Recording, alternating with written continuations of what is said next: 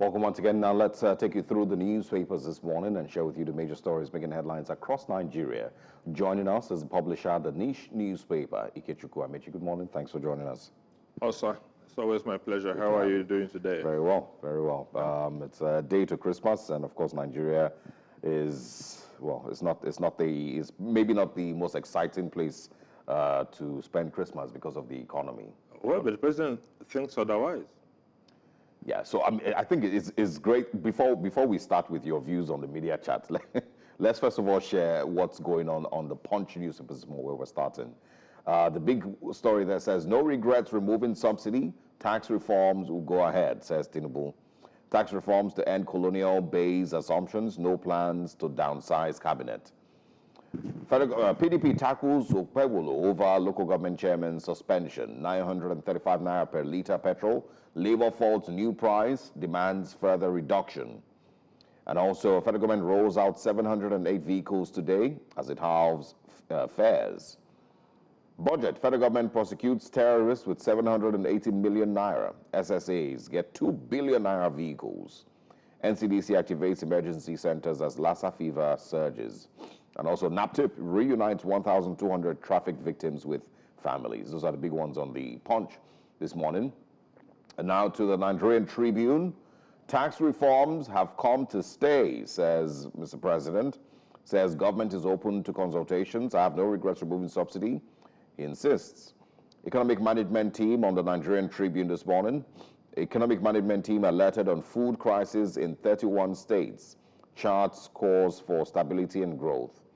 2025 budget. Federal government to establish ranches in Lagos, Ogun, Imo State, and others.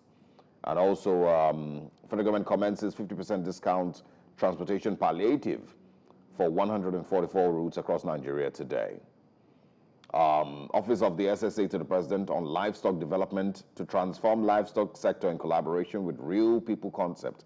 Not sure what that is about. But first of all, let's go straight to it, and first of all, get your thoughts on the media chats.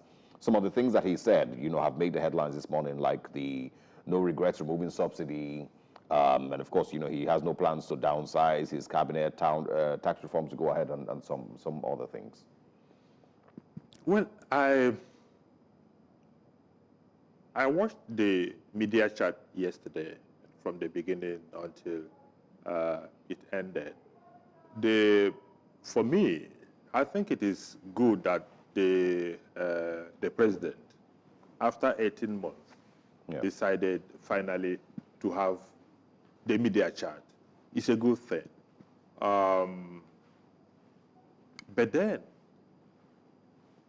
look, part of the responsibilities of leadership is to inspire hope, to give people the confidence that things are going to be better.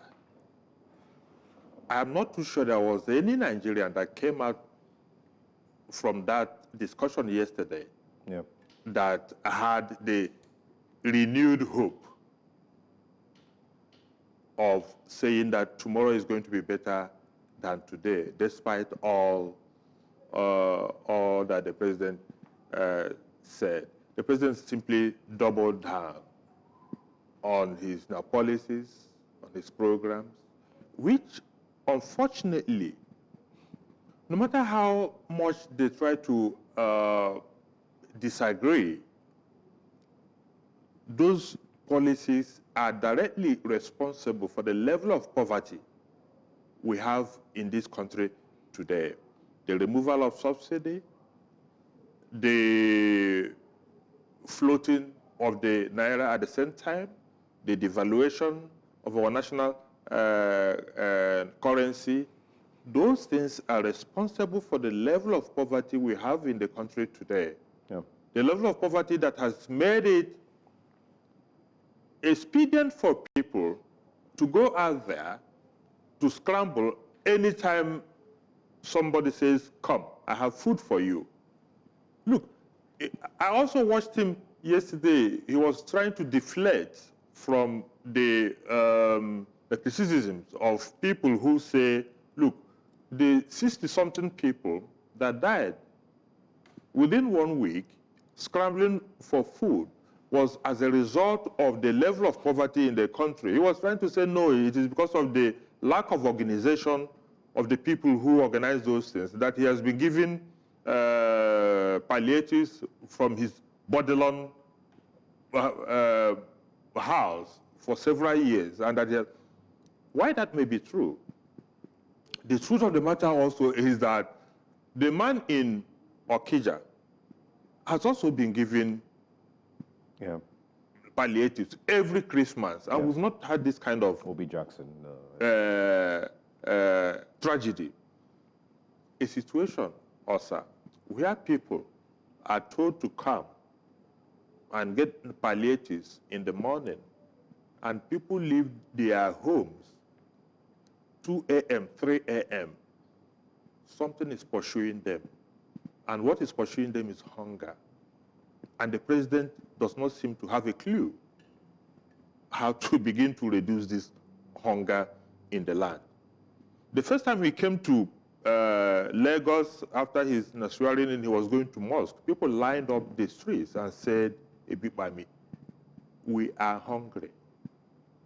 The protest that has been organized in this country was a protest, a hunger protest, which of course they misconstrued and said it was an attempt to overthrow his government. So I didn't come out from that exercise yesterday with a feeling that, look, we have a president who empathizes with the sufferings of Nigerians. And what answer did he give? He said he was not going to cut down on his overbloated cabinet. Yet he's talking about reduction in the cost of governance. How? Some of those ministries that he said are essential and efficient, we can do without them. Even the one that he specifically mentioned, the Ministry of Livestock. Livestock has always been a department in the Ministry of Agriculture. Yes. It is like having a Minister of Table Tennis, a Minister of Lawn Tennis, a Minister of Football. Under the Ministry of Sports. Under the Ministry of Sports. Or separate from the Ministry of Sports. Separate from the Ministry of Sports. When we already have a Minister of Sports, we are going to create a Minister of Football. Yeah. Does it make sense? So I think that, you know, he came out with the impression yesterday that Nigerians are perhaps too extravagant, that they live the life. What of Mr. President? Haven't we seen countries where presidents also live a lifestyle prudent, that is prudent, a lifestyle that agrees with the times? Is it what President Tinubu is doing? Go and check his convoy. He's buying yachts. He's buying new aircraft. Even if they say it's a second hand, they are building and renovating presidential lodges. Is that had to be prudent? Yet you expect the people, you say if they can't pay for the electricity, they should switch off. So he didn't come across yesterday as somebody who has empathy. He came out as an emperor, somebody who has conquered Nigeria, and therefore he continues to claim about his mandate. Let us even give it to him that he has a mandate from the people. But he won only 33% of the votes cast. So it's not an absolute mandate, and he cannot continue riding roughshod on Nigerians who are saying the sense of governance is for the good of the people. You can't continue doing what you are doing, even when the people are saying, take your knees off our neck. Your policies are killing us, and you are doubling down and saying, okay, sir, what answer did he give to the issue of the corruption? He so spoke about increasing minimum wage to 70,000 naira. And how is that a way of fighting corruption? And like I said, the president has spoken. It is good. He granted that interview.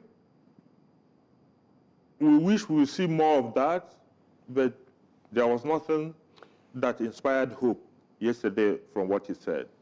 Well, I mean, it's really a sad realization. You know, I think the positive angle to that would be the fact that this media chat happened in the first place, because there had been calls for this media chat for the longest time, you know, and people had been asking that the president should speak to Nigerians, and now he's finally spoken to Nigerians. Maybe some people aren't pleased. Although if you go on social media, you see mixed reactions. But I wanted us to, you know, look at some other stories. We'll come back to looking at the, you know, president's media chat. It just looks like the whole paper is really, everything is talking about the media chat. But let's talk about federal government commencing 50% discount transportation palliative for 144 routes across Nigeria starting today. Is that something to be excited about? Well, for those who are going to benefit, yes, why not? Because a cousin of mine called me that lives in Abuja, was traveling home. I think that was last week. He called me from the bus stop and said they were paying 60,500 naira to travel on road. From Lagos to the east, I think it's about 40 to 50,000 now. It may get worse as we... that used to be the price of a return ticket. Exactly, as we move on. So things are terribly bad. And, you know, the irony of the situation is that even while prices of everything are going up, the money is not even there. The money is not there. So it is double jeopardy for a lot of Nigerians. Yeah. So any kind of succor, any kind of relief that comes their way, people will appreciate it. So it is a temporary relief measure. I don't have anything against it. But at the end of the day, you know, all these palliatives, we've seen how far the rice has gone in solving the hunger problem in the land. There was a time, anything you do, they throw rice at you. Mm-hmm. Anything, they throw rice at you. People are still hungry. Yeah. So even if you provide provide 700 buses, half the transport fare, 140 rules, at the end of the day, after Christmas, the problem still lingers. There are fundamental problems in the fiscal programs of the government.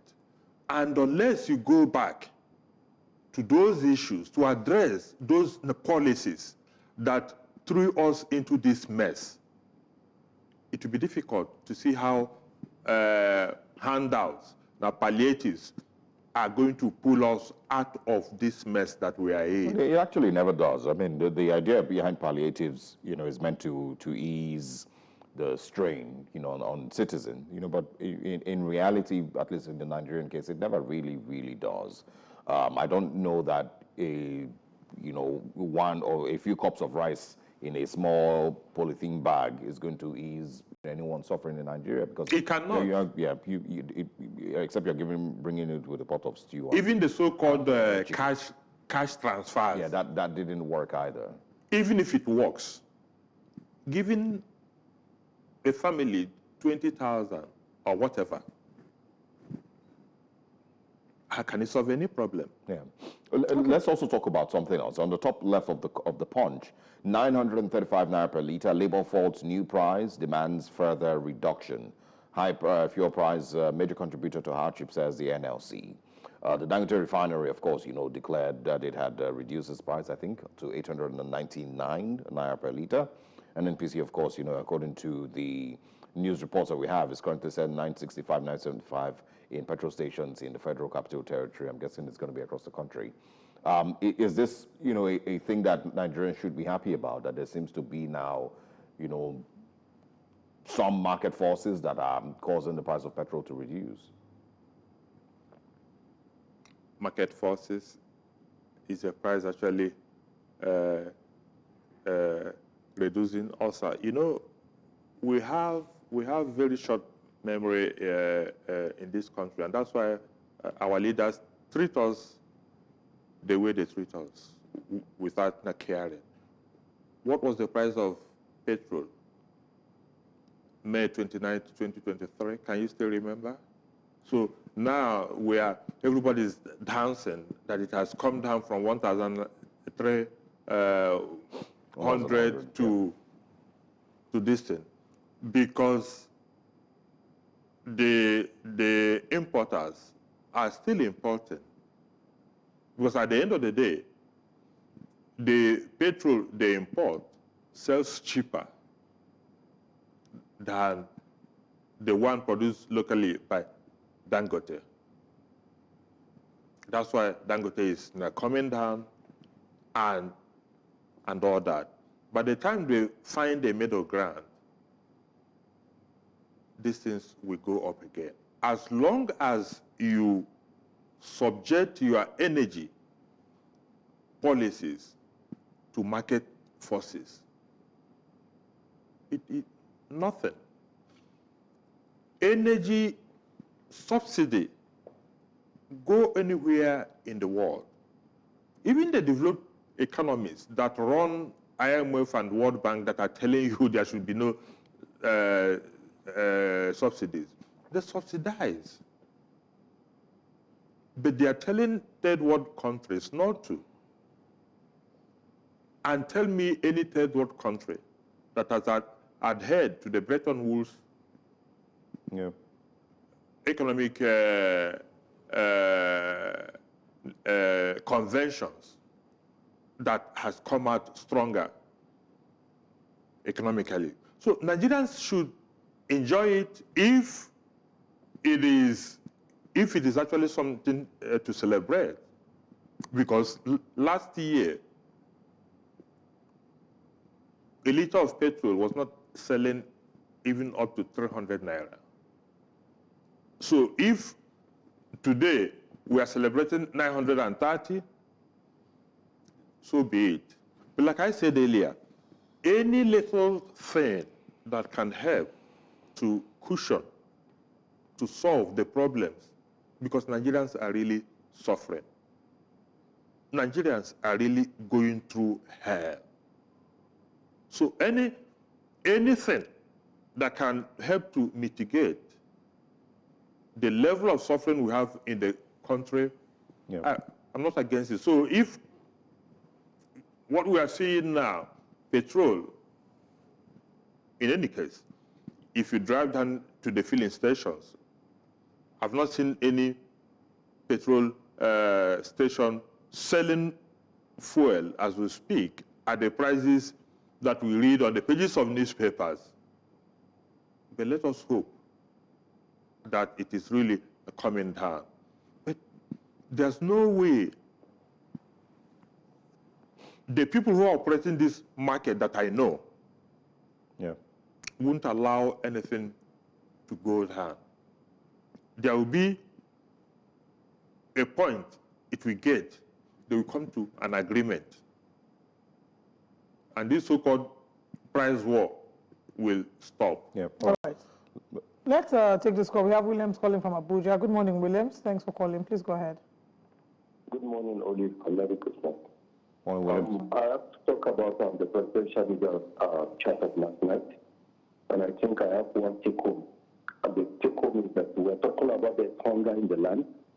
And for the president, when he was asked last night to talk about inflation, he mentioned that he was going to use agriculture to bring down inflation. I'm very sorry, Mr. President, with all due respect, you are trying, but the call is wrong. If you want to use agriculture at less than 0.5% of our budget this year, less than $1 trillion, while other ministries got about 10 ministries got over $1 trillion. And agriculture that we said we want to use to fight hunger, we want to use it to fight inflation, is getting less than $1 trillion. I don't think we are ready to use agriculture. The president it's a mouth saying, but the intentions are not there. So I'm sorry to say it, because there is no any plan to make things to work further. If we are really serious, the speaker was trying to remind us of the 2,000 tractors since 2022. Till today, we've not gotten one. So the truth is this. The intentions may be there, but I don't think, the plan may be there, but there are no intentions to back it up. So until there is action to back it up, I don't think we really want to use agriculture to help this nation. All right. Thank you. Do have a wonderful week. Thank you very much, William, for highlighting that. Yeah, he was speaking about reducing or hopefully reducing inflation to 15% in the 2025 budget. And other things, and of course the fight against corruption as well. I want to look for some good news, because it seems like we've had a lot of, as we usually do, a lot of bad news. NAPTIP reunites 1,200 trafficked victims with families. I don't think that we pay as much attention to trafficking as we should. So, I mean, your thoughts on this? It seems like it is. No, it definitely is good news. Well, the NAPTIP is one of the agencies of government that, if you ask me, I would say they are doing a good job. Because this issue of trafficking, particularly when it comes to children, I think it is a very terrible thing that if we are reuniting 1,000, you said, people with their families, that will also tell you how bad the situation is. So it's a good thing, but it is the tip of the iceberg. So there's so much also going wrong there. Look, Olive, you're talking about looking for good news. You can't invent good news. You can't invent good news. How do you get good news in a country where 60-something people died while struggling to get something to eat? There was this woman in Abuja that was rescued with a 3-year-old son from the Catholic Church tragedy. And the interview she granted, what did she say? She said, I thank God that we were rescued, but where are we going to get our next meal? Where are we going to get our next meal? Any other country where these tragedies, the president should have even declared a national day of mourning. 60-something citizens dying in circumstances such as this. And look, there's no guarantee that it won't happen again.